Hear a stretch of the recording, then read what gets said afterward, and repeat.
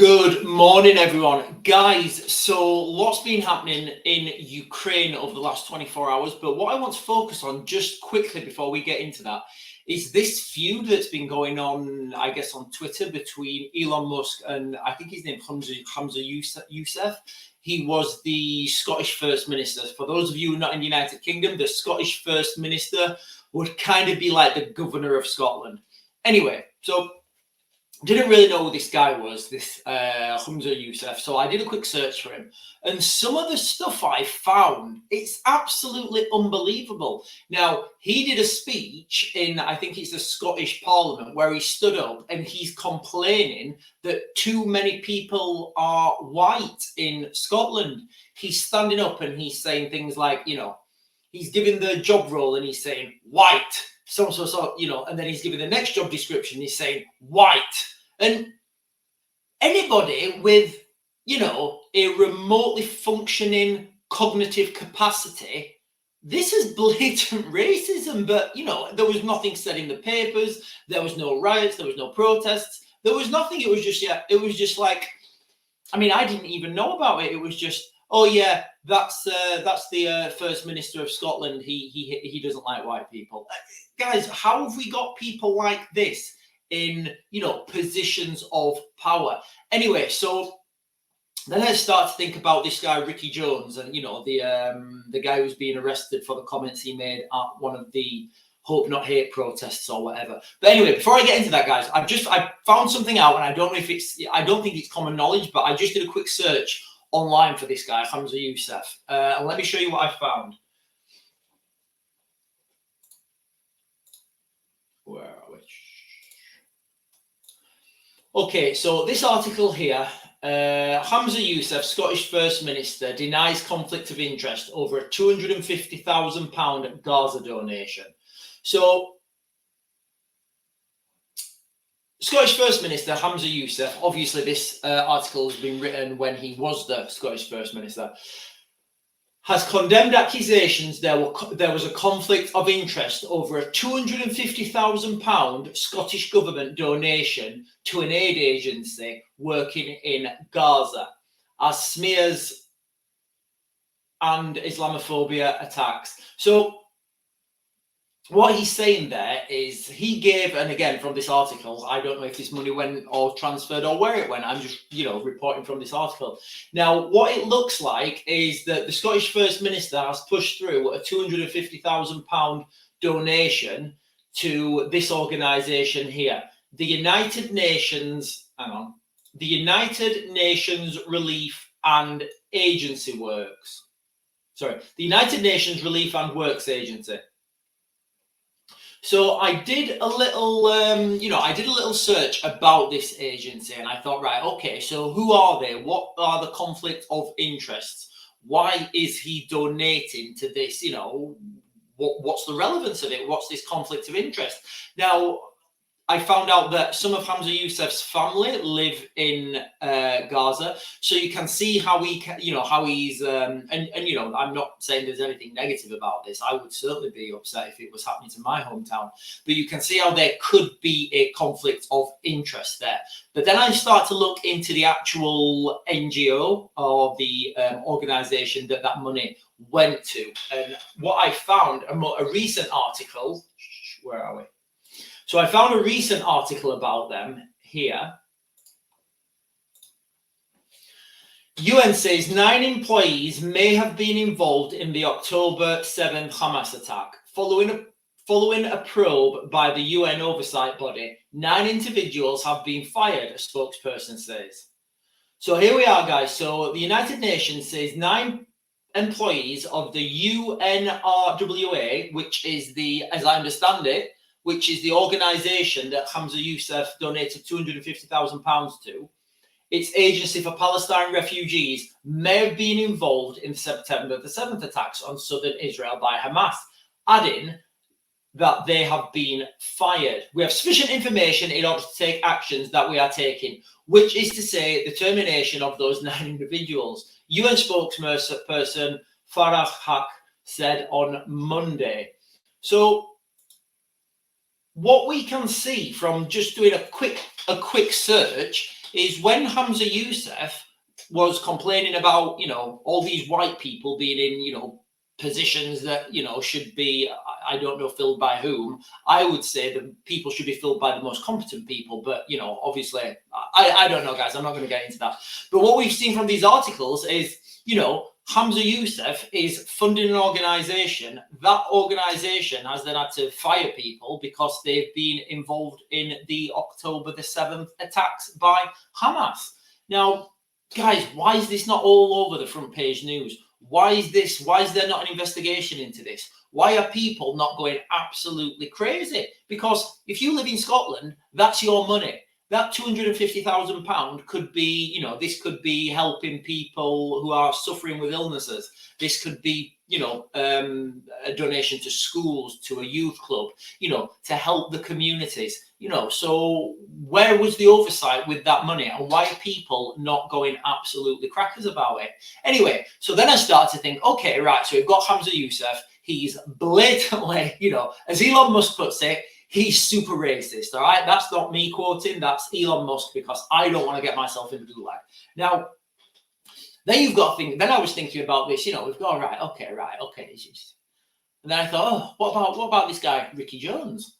So Ricky Jones was the guy who was standing there and, he was, well, again, let's, I'll not share the screen, guys, I'll just explain. So all of you know, Ricky Jones was a Labour councillor, and when he went to the, one of these protests, these counter protests, these hope not hate protests, these refugees welcome protests, he was saying, well, guys, you know what, let me share this with you, because I don't want to say it, I just want to put the link in the description and let you guys read it. Where are we? Hang on, here we are. So here we are, guys, this is the guy here, Kent councillor Ricky Jones, suspended after well, you can read that bit yourself, guys. That's the main thing there. Now, what he said was filmed and it was there for everyone to see. And, and then he started shouting, free, free Palestine. I don't know what the counter protest has to do with Palestine, unless this is a thing. I genuinely don't know. But once he said that, the crowd, they all started cheering and they all started saying, yeah. So you've got to understand and start to think about what's the workplace dynamic in that Labour council, in that council in general. Is this just a thing? What they, from what I've just highlighted, is this what they want? Is this what they talk about on their lunch breaks when they're stood by the water cooler? And then I started to think, how many more councillors politicians do we have who harbour these feelings? And if they harbour those feelings, can they act and make policies and do their job, without bias? That's the question, and from what we've seen, I don't think they can. So my question is, how many more people like this, harbouring these opinions that have just not been caught on camera, are there in our local councils up and down the country? I mean, some councils are heavily biased with their demographic and their political persuasion, shall we say. So in that council, when somebody goes with a problem, like there was lots of these problems in Rotherham Council a few years back, where they'd go to the council and, it would just be stonewalled. So how many more of these are happening? If you're asking me, I'd say this is not an isolated incident. I would say from my information on what's been happening around the country, I'd say this is a lot of a bigger problem, because when people, when you get accused of racism, when you question someone and you say, oh, and somebody says to you, oh, you're a racist, you just say, right, okay, whatever, just go away. I've done it myself. I have done this myself when I've questioned people, in my previous career, when I've questioned people and they've gotten really, what's the word I'm looking for? Really, they get really angry and then they start waving their arms around and then they start telling you you're racist and shouting it. And it's terrible, because you think, oh, I'm sorry. I didn't realize. I'm so sorry. But this is the reality of the situation. We have, from what I've just shown you, there are people like this now in our council, in the Scottish government, who are harboring those feelings, you know. And again, guys, I'll say my question again: how many more people like this are in our local councils? Because I don't think there's a test. You know, how do you weed these people out? It's virtually impossible. Anyway, guys, so moving on to what's been happening in Ukraine. So not that one. Hang on. So Ukraine war latest: fire at Zaporizhia nuclear power plant as Ukrainian. Right. So there's a fire that's broken out now at the Zaporizhia nuclear power plant. For those of you who don't know, the Zaporizhia nuclear power plant, it's the biggest nuclear power plant in Europe. Now, I think both sides, the Ukrainians and the Russians, I think it was like a tacit agreement where they said, right, guys, look, you know, let's just not blow this up and let's just agree to, not fight in and around this area. However, the last 24 hours, a huge fire's broken out. We don't really know what's happening there. The Ukrainians are claiming it's the Russians are claiming it's the Ukrainians. Local people genuinely don't know. They say they just heard loads of explosions, and then they saw, and it's interesting that they put dark smoke, sorry. So that's the situation there. Now, would this cause an explosion? Probably not. These things are after the Chernobyl incident. These things were made with lots of redundancies. But what I will say, if this is an act of sabotage, and I'm not saying it is, I'm saying if this is an act of sabotage and somebody wants to cause a radioactive incident in and around that area, remember what I said previously about Putin being able to launch nuclear weapons now that the Ukrainians are pushing into Russia. I don't think this is it, but it all comes down, we're starting to look now at radioactive incidents, and with a further moving forwards, it does seem like that Putin will be having a serious discussion about using low-yield tactical nuclear weapons. Could this be a false flag? Could this be, a dirty bomb or something else? Absolutely. The reality is we don't have enough information I don't even have enough information to speculate, other than there's a fire broken out there. Now, in Russia, where's the article? Hang on, guys. Yeah, here we are. Let me just quickly give you this one as well. I think this one. Yeah. So in Ukraine, these guys are really gearing up now. Ukraine and Russia troops are gearing up for a showdown in Western Russia. Remember what I've said, though, guys, all right? The Russian infantry can't take these guys on. It's just not a thing. So, and they know this. Now, interestingly enough, Ukrainian soldiers are posting on social media from inside Russia. So that's obviously what I've seen, where I said, listen, I've heard British and American accents. Now, one of the things that Britain do really well is they can go and embed themselves. And guys, I'm not saying there's any, official government involvement here, but one of the things that the Brits do really well is embed themselves with the local fighters, train the local fighters, and then lead them on operations. The Ukrainians are still not providing details, though some information is starting to emerge. Ukrainian troops are beginning to post on social media from inside Russia. They show themselves tearing down Russian flags in villages they've captured, or standing in front of road signs to indicate they've entered the town. This bit here, guys, where is it? Where did I see it? This bit here. Ukrainian troops are starting to post on social media. This is a new dimension that we've only really seen in this conflict. I think two things came from this conflict, really, in the sense of war evolution. Ukrainian troops posted on social media and the use of these smaller FPV drones. Now, posting on social media, for me, when I was in the military, it was just, you don't do it. You have to hand your phones in. They're all kept in a sterile location, probably, I think, in a Faraday cage, and you're given a very basic mobile phone, and you're not even allowed to take that out on the ground with you. That's just for communications in the camp. Now, the Ukrainians posting on social media, this was a huge plus for the Ukrainians at the beginning of the conflict, because what that did, that gave the world, that let the world see what's actually happening. And there were huge Russian losses, and the Ukrainians were filming this. Whereas the Russians, they were told not to take any smart devices and not to post on social media. So when the Russians were having a win, nobody was finding out about it. So there was a social media bias in that context, and that's what pushed people to help and push and drive, and it gave people more enthusiasm to fight because nobody wants to fight if they think they can't lose. And then here we have, guys, in Russia, military and other security officials are offering terse statements about Russia's intent to quickly drive back the Ukrainians and reclaim the Russian border. Russian television is showing columns of tanks and armored vehicles heading into the Kursk region. Again, we can't confirm that.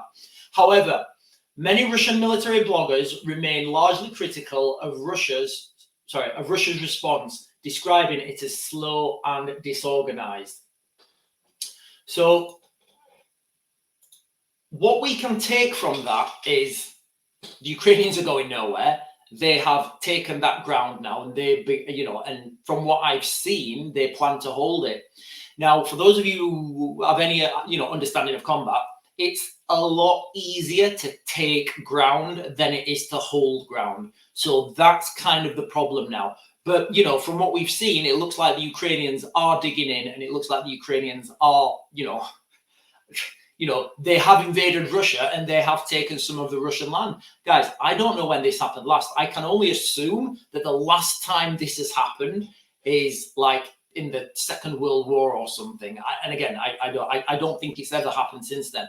So you can imagine the morale shock to the Russians. You can imagine how people are talking in Russia. Now, those of you who understand how these things work, your front line is always your strongest point. If you can burst through that front line, it becomes easier and easier and easier because there's less defenses further back, because there's no point having, defenses, 50 miles away from the front line when they're not going to be used. So that's why you push them, you push them up front and you make sure you have the strongest front line that you can have. Once you burst through that, it becomes very easy to move. Now, the Russians, they will understand that they can't, and again, I don't know if this is the case, but from what we've seen on social media, the Russians will have to understand now that if there's Brits and Americans in that location organizing things, with troops they've trained themselves, potentially they've trained them for task-specific operations, so they will have just focused on this region and this area. But guys, that's another video. Now, if that is the case, the Russians will know this, and then they will think, right, okay, our infantry cannot go in there. It's just not a thing. It's just not going to happen. So all these tanks that are going down there, guys, they're going to, they might as well just send, they're just going to get turned into molten steel.